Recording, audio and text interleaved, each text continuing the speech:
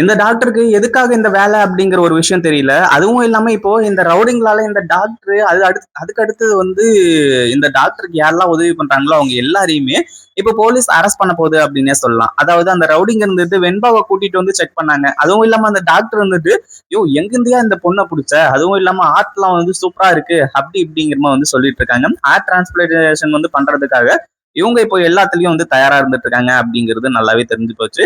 அதுவும் இல்லாம இப்போ நம்ம அதாவது அந்த நர்ஸுக்கு முழுக்க முழுக்க டவுட் வந்துருச்சு. இனிமே என்ன நடந்தாலும் சரி, ஏது நடந்தாலும் சரி, கண்டிப்பா வெண்பாவை காப்பாத்தி ஆகணும் அப்படிங்கிற ஒரு முடிவுக்கு அந்த நர்ஸ் வரப்போறாங்க. அதே மாதிரி இங்க டாக்டர் கிட்ட போய் சொல்லலாம் அப்படிங்கிற மாதிரி சொல்லி நினைச்சதுதான் உண்மையிலேயே மிகப்பெரிய தப்பா போயிடுச்சு அப்படின்னே சொல்லலாம்.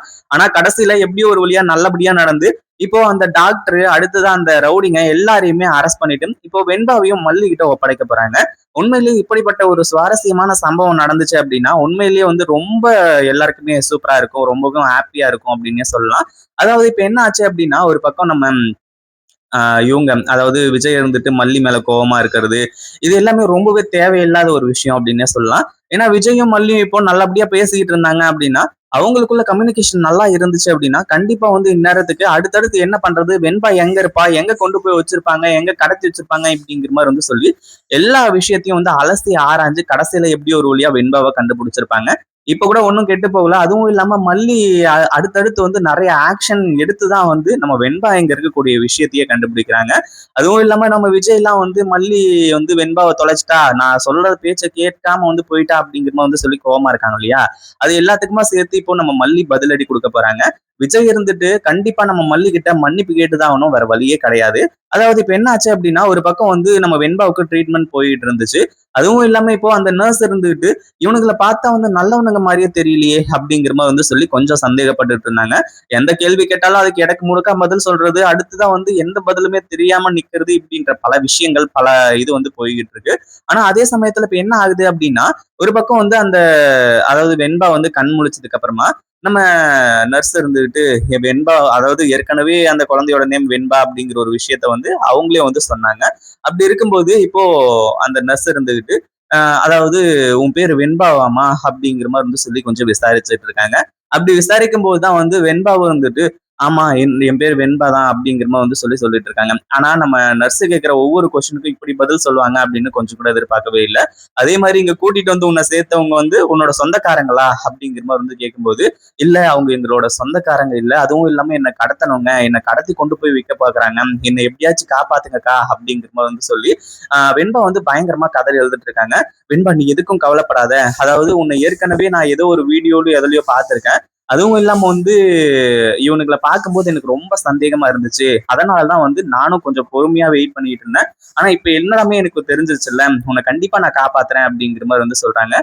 இன்னொரு பக்கம் அந்த நர்ஸ் இருந்துட்டு இந்த ஒரு விஷயத்த பத்தி டாக்டர் கிட்ட சொல்லலாமா அப்படிங்கிற மாதிரி யோசிக்கும் போது ஏற்கனவே சொன்னாங்க அந்த பேஷண்டோட சொந்தக்காரங்கள்லாம் இந்த மாதிரி டாக்டரோட ரிலேஷன், டாக்டர் சொல்லிதான் இங்க வந்திருக்காங்க அப்படிங்கிற மாதிரி சொல்லி, அப்போ இந்த டாக்டர் இதுக்கு கூட்டா இருப்பாங்க, முதல்ல இந்த ஒரு விஷயத்த நம்ம இப்படியே விடக்கூடாது அப்படின்ற மாதிரி சொல்லி அடுத்ததான் வெண்பா கிட்ட இந்த மாதிரி உங்க அப்பா அம்மாவோட போன் நம்பர் எதனா இருக்கா அப்படிங்கிற மாதிரி கேக்குறாங்க.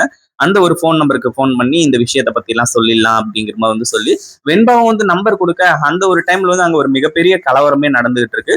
நம்ம மல்லியோட போனும் ரீச் ஆகிறது இல்ல, எடுக்கிறது இல்ல, நம்ம விஜயோட போனும் ரீச் ஆகிறது இல்ல, எடுக்கிறது இல்ல, இப்படின்ற மாதிரி பல விஷயங்கள் நடந்துட்டு இருக்கு.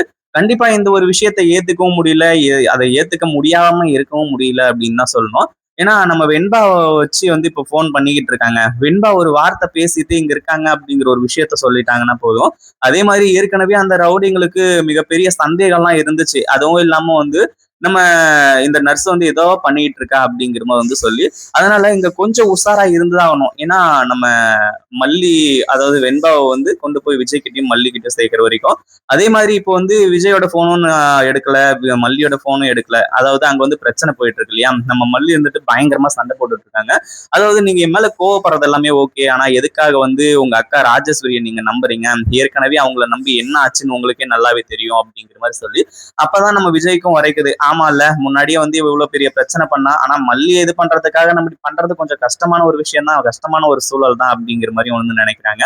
அதே மாதிரி இப்ப என்ன ஆச்சு அப்படின்னா ஒரு பக்கம் இந்த ஒரு சண்டையில போனை இவங்க எடுக்கிறத விட்டுட்டாங்க. அதே மாதிரி இப்போ அந்த நர்ஸ் நம்ம வெண்பா கிட்ட பேசிக்கிட்டு இருக்க ஒரு விஷயத்த அந்த ரவுடிங்க 2 பேரும் பாத்துறாங்க. பாத்துட்டு பயங்கரமா நதிச்சு, அந்த வெண்பாரதி ஏதாச்சும் உண்மைய வந்து எதனா சொல்லிப்பாங்களா? என்ன ஏது? என்னமோ 2 பேரும் சீரியஸா பேசிட்டு இருந்தாங்க. ஒண்ணுமே புரியலையே அப்படிங்கிற மாரி வந்து சொல்லி நினைச்சுக்கிட்டு இருக்காங்க. அப்படி நினைக்கும் போது தான் வந்து கடைசியில அவங்களுக்கு டவுட் வர ஆரம்பிச்சிருச்சு. அதே மாதிரி நர்ஸும் இருந்துட்டு, "வெண்பா கொஞ்ச நேரம் இரு. இங்கேயே அவங்க பார்த்துட்டு இருக்காங்க. நான் இங்கேயே இருந்தா வந்து பிரச்சனை ஆயிடும். அதே மாதிரி நீ கண் முழிக்காத மாதிரி அப்படியே வந்து படுத்துக்கோ. ஏன்னா அவங்க வந்து நீ கண் முழிச்சிட்ட அப்படிங்கிற ஒரு விஷயம் தெரிஞ்சு உனக்கு நல்லபடியா குணமாயிடுச்சுன்னு தெரிஞ்சது அப்படின்னா, கண்டிப்பா உன்னை இங்கிருந்து கூட்டிட்டு போயிடுவாங்க. நான் இங்கிருந்து வெளியே போயிட்டு முதல்ல போலீஸ்க்கு வந்து இன்ஃபர்மேஷன் கொடுத்துட்றேன். போலீஸ்க்குலாம் இன்ஃபர்மேஷன் கொடுத்து அதுக்கப்புறம் வந்து நான் வர வச்சிடுறேன். அது வரைக்கும் கொஞ்சம் பொறுமையா இரு. ஏன்னா இந்த ஹாஸ்பிட்டல் டாக்டர் இவங்க எல்லாமே வந்து அவங்களோட கண்ட்ரோல்ல தான் இருக்கு. தப்பிக்கணும்னு நினைச்சாலுமே கூட தப்பிக்கிறது ரொம்பவும் கஷ்டமான ஒரு சூழல். அதனால வந்து கொஞ்சம் பொறுமையா இரு அப்படிங்கிற மாதிரி வந்து சொல்லிட்டு இருக்காங்க. அதே மாதிரி இப்போ வெண்பா கண் முழிச்சிடுறாங்க. உண்மையிலேயே ரொம்ப நல்ல விஷயம். வெண்பாவுக்கு வந்து இப்போ ஃபிக்ஸ் வந்து எங்க வந்து வெண்பாவுக்கு எதனா ஒரு சின்ன ஆபத்து வந்துருமோ அப்படிங்கிற மாதிரி நினைச்சிட்டு இருந்தோம். ஆனா அந்த ஒரு விஷயம் எப்படியோ வந்து நம்ம வெண்பாவோட உயிரை காப்பாத்தினதுனால ரொம்பவும் நல்லதா போயிடுச்சு. அதே மாதிரி இப்போ வெளியே போன நர்ஸ் இருந்துட்டு போலீஸ் ஸ்டேஷனுக்கு ஃபோன் பண்றாங்க. அதாவது ஃபோன் பண்ணி இந்த மாதிரி ஒரு பொண்ணை வந்து கடத்தி கொண்டு வந்து இப்போ ஹாஸ்பிட்டல்ல சேர்த்திருக்காங்க.